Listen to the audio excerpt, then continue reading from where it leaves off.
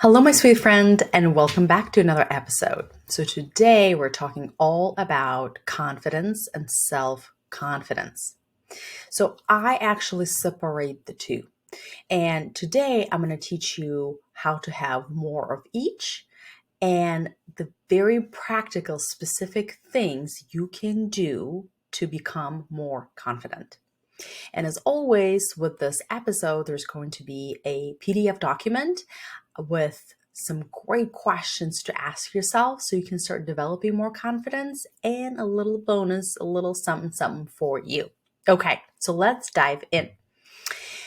Many of us women dentists tend to doubt ourselves at one time or another. It could be about some clinical decisions, or it could be even more often, I see it has to do with our leadership style or dealing with conflicts with our staff or patients. And this little voice starts kind of talking like, should I go this way? Should I do this way? Did I do it right? Do I need to double check, right? Like this chatter happens in us. And I hear this so often that I wish I was just more confident. Like I wish I could just not go back and forth in my head. And I want to start by explaining to you how I teach confidence. So I differentiate confidence and self-confidence. Confidence, what I teach my people in the mastermind and in private coaching, that confidence is your ability to confidently perform a task. That's what confidence is. Confidence is not like I feel so confident, and I teach it that it's not an emotion, but it's simply the experience that you have by doing something over and over and over again. For example, you are probably pretty confident at writing emails, right? You're a confident email writer. Or classic example of pouring water, right? Like let's say you have a pitcher and you have a glass of water. How confidently can you pour water from a pitcher into the glass of water? Probably pretty confidently, right? You've done this a bunch of times. Now, will you never spill? Will you sometimes spill water when you're pouring? Of course. Will you feel like you're not confident at doing this? No. And that is the key. Perfection is not required in order to be confident at something. Think about it, same thing with the email. If you're anything like me, I proofread emails after they're sent.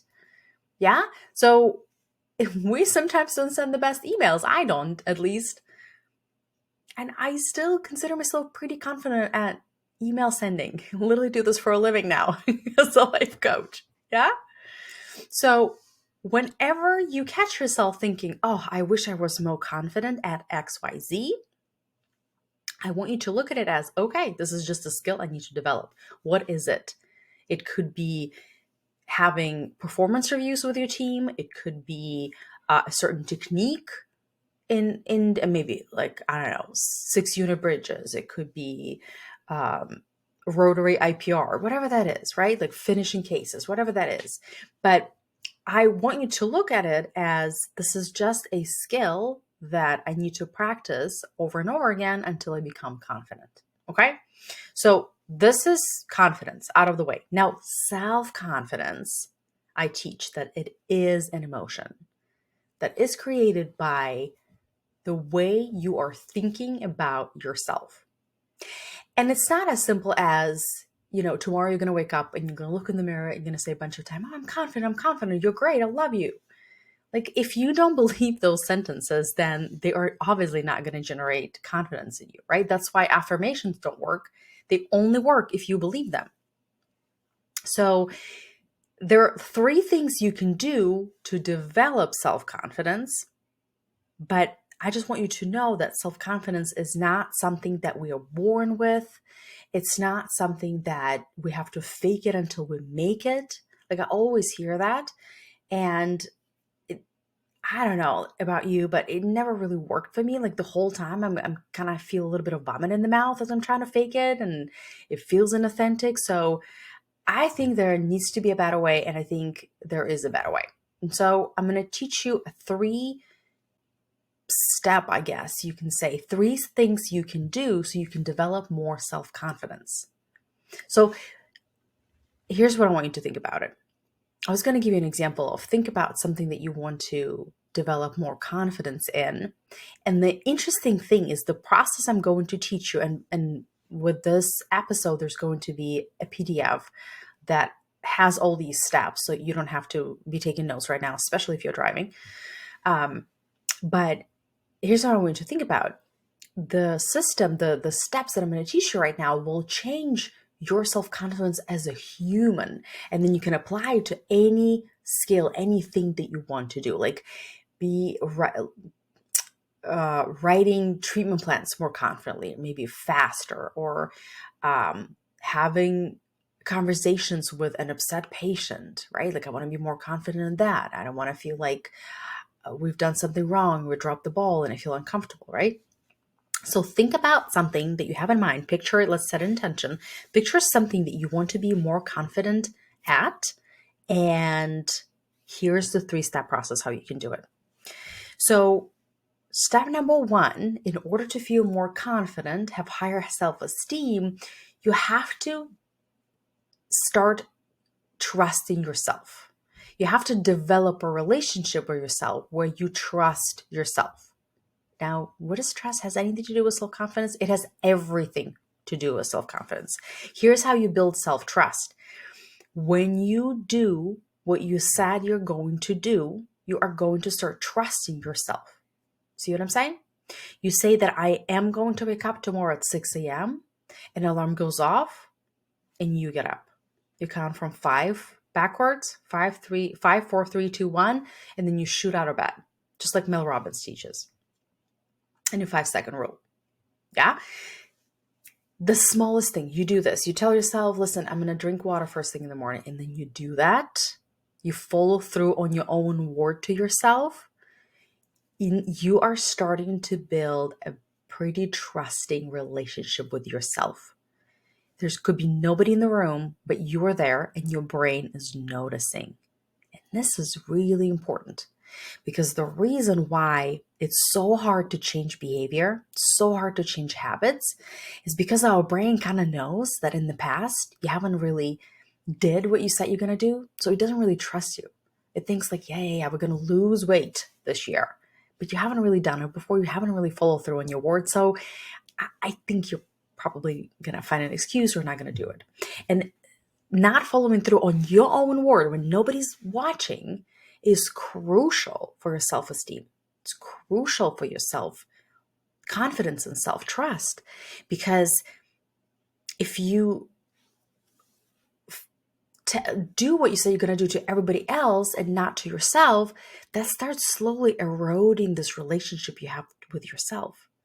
No, most of us don't even think about my relationship with myself. It is everything, my friend, everything. And it's built by following through to yourself, not to somebody else, to yourself on your own word. And if at first it feels like, oh my God, I don't know how I'm going to do this, here are my 2 tips. 1, start small, something as small as I'm going to floss every day. And if that's too big for you, think about something small, making bed every morning. Like maybe turning my phone off or turning off notifications when I'm at work, like something small, and start building on that. That's tip number 1. And tip number 2, we are actually almost like 47% more likely to achieve our goals if we tell someone about them.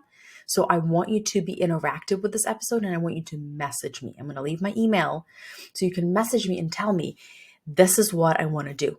This is how I'm going to start following through on these things.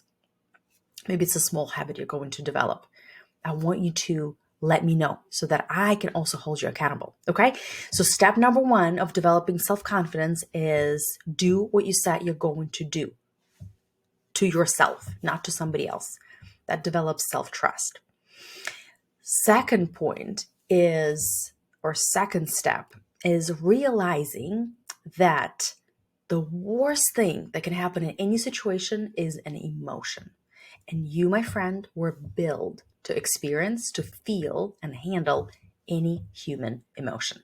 Okay, what do I mean by that? The worst thing's gonna happen. Emotion? What are you talking about? The worst thing's gonna happen is that I'm gonna lose my license. I'm gonna lose my practice. My reputation is in the dumpster, and I am in the dumpster somewhere under the bridge. You know, I've gained a bunch of weight. My husband left me. My kids hate me, and the whole world hates me. That's at least where my brain goes. Nobody else. I know your brain goes there because I coach you guys all the time on that.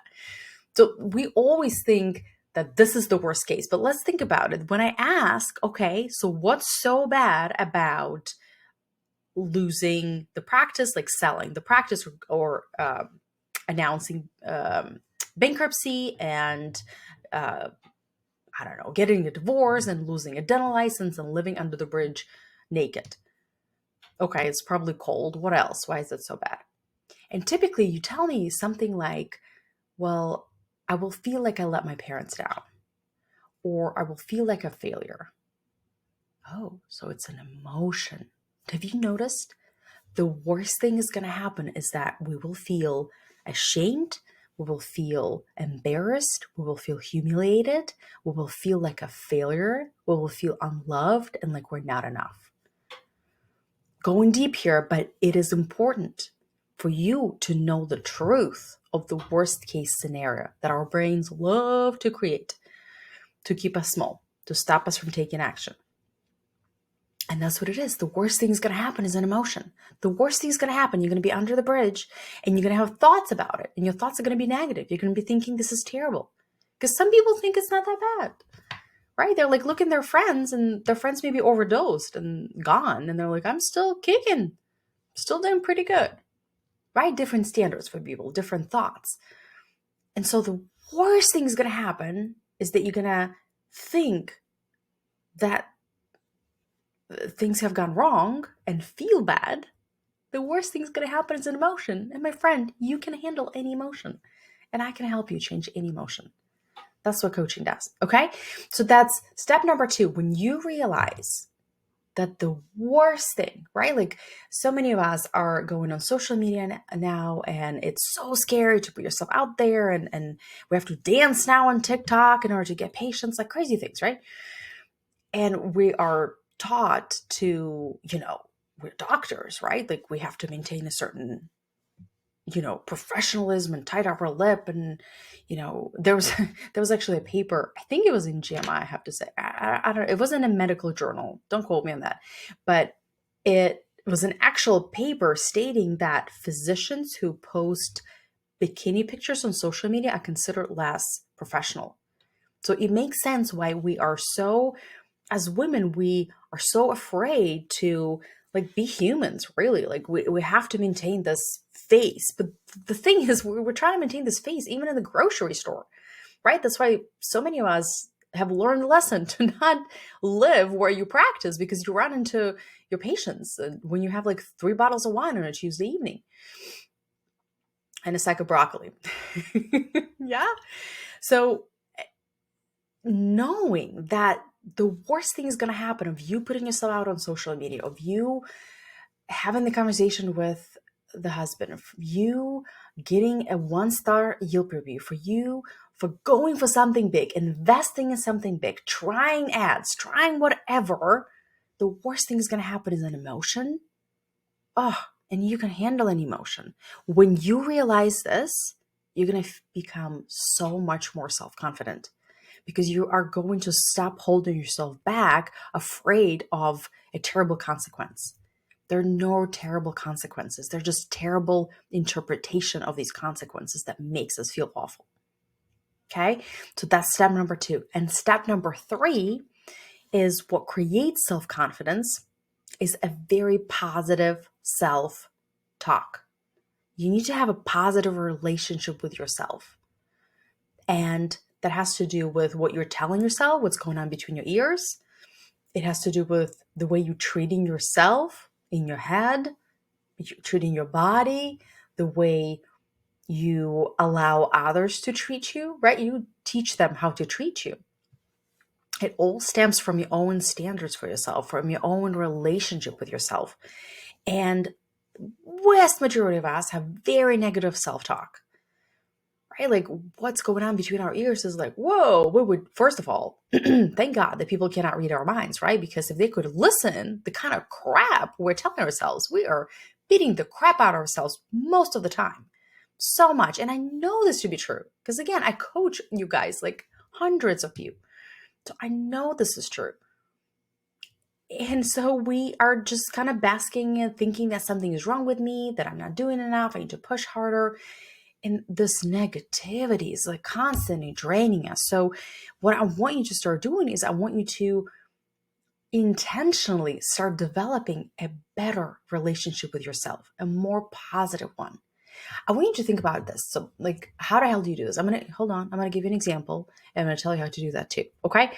So what I want you to think about is, what would you want your mom to tell you? Or maybe what would you want your dad to tell you? What would you want your spouse to tell you? Let's say you decide to start a practice and your husband is like, what are you doing? We have a 1-year-old. And you're like, I just really wish he supported me. I just really wish he said, honey, go for it. You're doing amazing. It's going to be so awesome. Are you, like, of all people, if not you, then who? Right? I want you to be that person who is telling you that. It's not their job, my friend. It's not your husband's job. It's for sure as hell not our parents' job. It's not our kids' job. It's not our colleagues' job. It's not our friends in our Facebook job. It's my job as a coach, right? I believe in you infinitely. And I'm going to support you until the end of times. But it's not other people's job. So let's release them from this responsibility and let's stop recruiting them to be on our team, because you're way too strong and you're way too smart to be selling yourself short because you need someone else's acceptance or approval. So I want you to think about, how do you want to think about yourself intentionally in your head? It's like, what? What would you want somebody to tell you every day? How about, girl, you're amazing. You are the smartest, most capable, awesome person I have the privilege of being. And I get to be with you, and I get to be with you all day because I am you. You have the coolest brain. You know what's so cool about you is that you can decide what you want to think. You are beautiful, you are capable, you are smart, and you don't even need all of these degrees because you have so much energy and you are so fun. You are going to achieve the most incredible things in your lifetime. You're going to set such an amazing example of what is possible in this world. You're going to honor your ancestors who worked so hard to provide you with this very opportunity. All the privilege that you've had in your life, the luckiness that you had become a dentist in the United States, to be given so much privilege that makes your life so much easier than so many other people. You are not going to waste that. You're going to utilize it for the good of the world, for the good of your life, and for the good of everyone around you.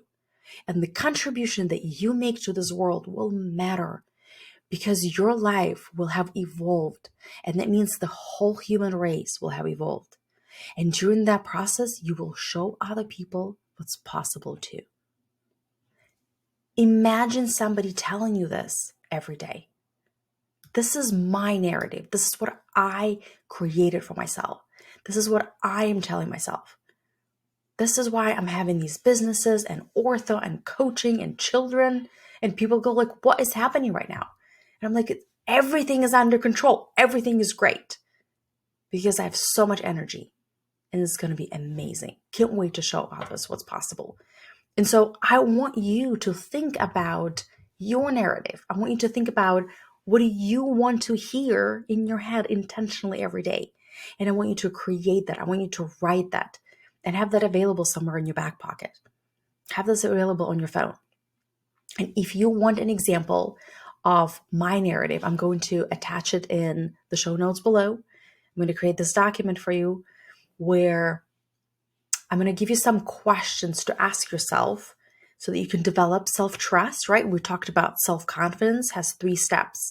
It's developing trust with yourself by following through on your own word. And I'm going to give you some questions that you can ask yourself so you can start doing that. Then step number 2 is recognizing that the worst thing is going to happen is an emotion. And you, my friend, are so strong. You can handle any emotion. Emotions have never killed a single human being. Actions do. And lastly is your relationship with yourself. And I want you to start working intentionally in 2025 on developing a more positive relationship with yourself. And I'm going to give you an example of my narrative and the questions, like prompts that you can use so you can write your own. All right, my sweet friends, I hope that was very helpful. I know this topic is so near and dear to so many of us. That's why I've included it here. And if you listen to my prior episodes, you know that self-confidence is one of the 10 principles of successful CEOs that I teach in my mastermind. If you love this topic, if you want to dive in more, or if you have any questions, next week I'm hosting a free class on February 11th. It's called How to Think Like a CEO, and I'm going to attach show notes, link in the show notes below. So I would love to see you there. It's going to be an amazing class, and it's early in the year, so so much fun. It's going to give you such a ground to run into this year. All right, so I hope to see you in the class. Download for sure the document that comes with this episode so that you can start working on your own relationship with yourself and developing more trust. And I will see you in the next episode. Have a wonderful rest of the week. Bye-bye.